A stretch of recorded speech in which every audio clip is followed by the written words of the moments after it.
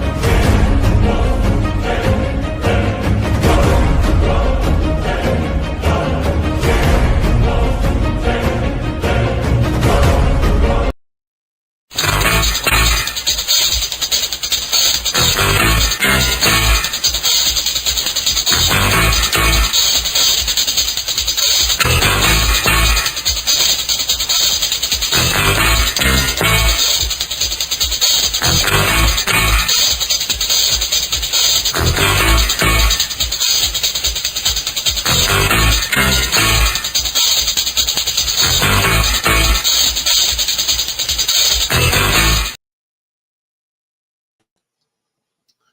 good evening, good evening, good evening. Thank you for joining us tonight. We are going to go over the most recent filed exhibit in the Supreme Court of Ohio, case number 2025-1257.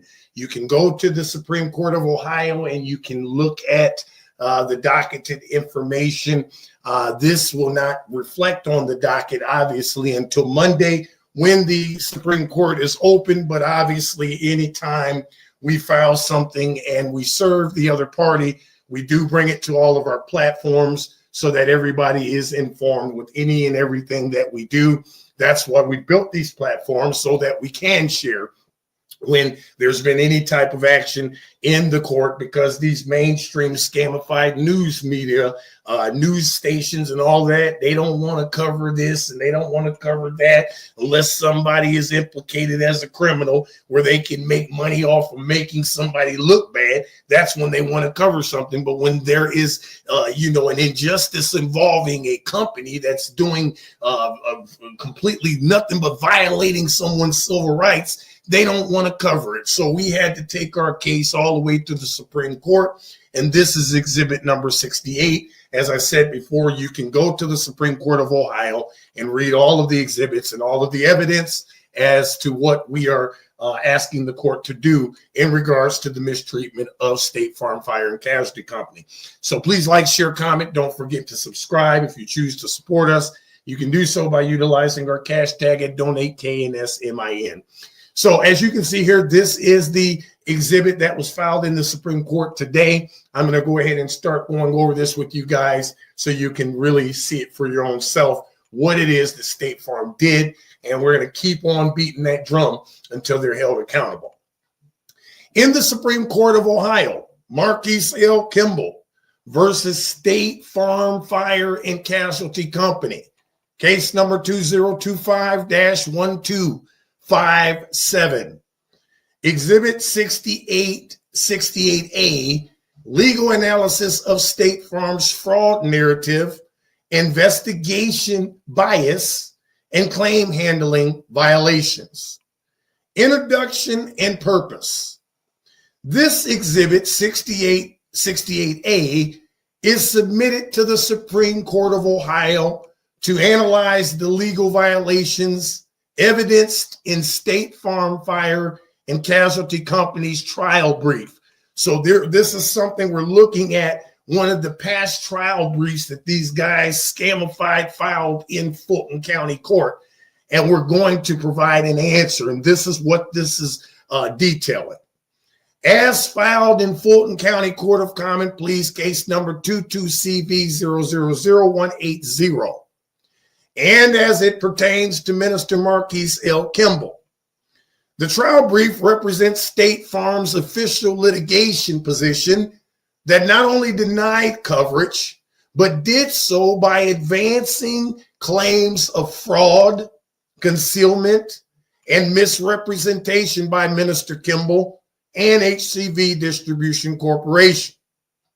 This filing demonstrates and reinforces State Farm's pattern of outcome-oriented, adjusting, racially biased investigation and ongoing reputational harm targeted a Black pastor and a Black-owned business. Highlighted violations by State Farm Fire and Casualty Company, bad faith and unfair claim settlement practices, legal framework, Ohio Common Law and OAC 3901-1-54, ORC 3901.21 require insurance companies to handle claims in good faith, conduct thorough, unbiased investigations, and not delay or deny claims without reasonable justification. Violations identified. State Farm's brief states outright that it denied Kimble's claim due to alleged misrepresentations, fraud by Kimble, including misrepresenting loss amount, concealing financial conditions, and procuring someone to cause the subject theft, vandalism, and water loss. In the face of extensive documentation of a real crime and failure of local police to timely respond, the Swanton Police Report 000023-22, that's covered in Exhibit 66A.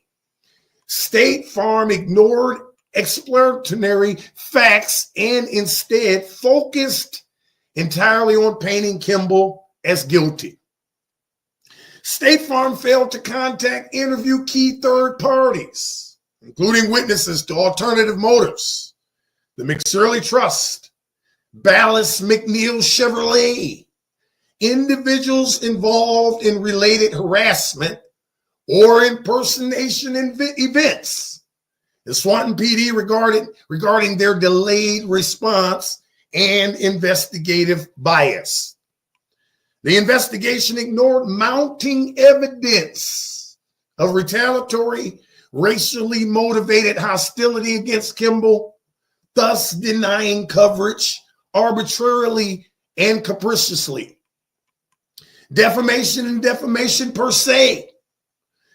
Publicly accusing a business professional and minister of fraudulent claims, staging a crime, and intentionally misrepresenting material facts constitutes defamation per se under Ohio law, especially when such accusations are made in public court filings and pleadings. Violations identified. State Farm used its court filing to assert multiple direct accusations of fraud against Minister Kimble, in contradiction to the police report, documenting him as the crime victim, not a suspect or a perpetrator. These actions have caused irreparable reputational harm to Minister Kimble, his business, and his standing as a faith leader in the community. Accusations stated as fact in official litigation, when a reasonable and fair investigation would have revealed grounds for Kimble's innocence, created liability for defamation, especially when amplified in a high-profile racially charged case. Misrepresentation and outcome-oriented investigation. Insurance claim investigations must be fair, objective, and consider all relevant facts. Outcome-driven processes that pre-assume guilt or fraud while disregarding explanatory evidence or failing to consider alternative explanations, such as a third-party motive or police negligence. Violate industry standards of good faith and statutory requirements. Violations identified. State Farm ignored or omitted facts of a third-party misconduct, including police and landlord negligence, telecommunications harassment. That was done by the former McNeil Chevrolet, contacting me, impersonating Swanton Police Department, documented in a police report, Exhibit 67. Intimidation and impersonation by local actors. Witness list in the trial brief omits individuals connected to documented third-party retaliation, focusing instead on sources and documents only supportive of State Farm's fraud narrative. State Farm's selective use of police reports, video, and business records was not to fairly adjudicate claim validity, but to construct a one-sided case against Minister Kimble and HCV Distribution Corporation. Violation of insured civil rights. Disparate, harsher treatment of Black claimants and business owners, especially when the original loss involved a racially motivated hate crime. They spray painted the word nigger on my walls. That's what they did to our business. Do you need to know if that was a hate crime or not? And there is documented failure by police to respond with equal urgency. I guarantee you, if McNeil Chevrolet's store alarms went off in the same town and they're further away from the police, it would not have taken the Swanton police an hour to respond. You're going to tell me we were located 0.2 miles from the police station and it takes them an hour to respond to a hate crime when they're notified by the alarms? I wasn't born yesterday, you scams. Implicates both insurance, civil rights obligations, and broader public policy concerns. Violations identified. The context for State Farm's actions is a racially motivated attack on a Black-owned business with demonstrated police indifference. State Farm's refusal to acknowledge this context or to interrogate alternate sources supported a discriminatory claim outcome. Details of how each violation supports the overall misconduct narrative. State Farm's entire litigation and claim posture, as reflected in the trial brief, was built to deny, defame, and delegitimize Minister Kimble and HCV Distribution Corporation, disregarding objective contrary evidence. Failure to investigate alternative causes, refusal to document third-party misconduct, and exclusive focus on painting Kimble as a fraud reveals a systematic pattern of outcome-driven, unfair, and biased adjusting and litigation. The layering of denial, defamation, and lack of due diligence in the broader context of racially motivated hate crime and policy vulnerability constitutes not only bad faith, but an egregious breach of public trust for Ohio's largest insurance carrier. Integration with previous exhibits and litigation history. Exhibit 68 and 68A directly integrates with Exhibit 63 through 67A as part of Minister Kimble's and HCV Distribution's broader complaint. Compounds violations shown in Exhibit 68, Swanton Police Department delay, victim mislabeling. Exhibit 65A, landlord conversion and lockout. And Exhibit 67A, telecommunications harassment and impersonation of the Swanton Police Department. Confirms State Farm's procedural and strategic pattern, disregard of factual truth, one-sided investigation, willingness to make and repeat defamatory allegations, and misuse of claims process for adverse economic, reputational, and emotional impact. Legal relief sought. Minister Marquise L. Kimble respectfully requests that the Supreme Court of Ohio find that State Farm Fire and Casualty Company's handling of his claim and subsequent litigation were conducted in bad faith and in violation of Ohio insurance law and defamation law. Issue sanctions, punitive damages, and systematic remedies that will deter further use of such outcome-driven, reputation-destructive practices against vulnerable communities. Consider the pattern documented in Exhibit 63A through 68A as warranting extraordinary relief, oversight, and full vindication for Minister Kimble and HCV Distribution Corporation. I hereby certify that a true and accurate copy of this exhibit was served electronically upon counsel for respondent State Farm Fire and Casualty Company on this 22nd day of November. And that, my friends, concludes the exhibit that was filed with the court today. You can log into the Supreme Court. You can look at all of the evidence. These scams are not going to get out of this. We are going to do everything in our power to hold them accountable. Please like, share, comment. Don't forget to subscribe.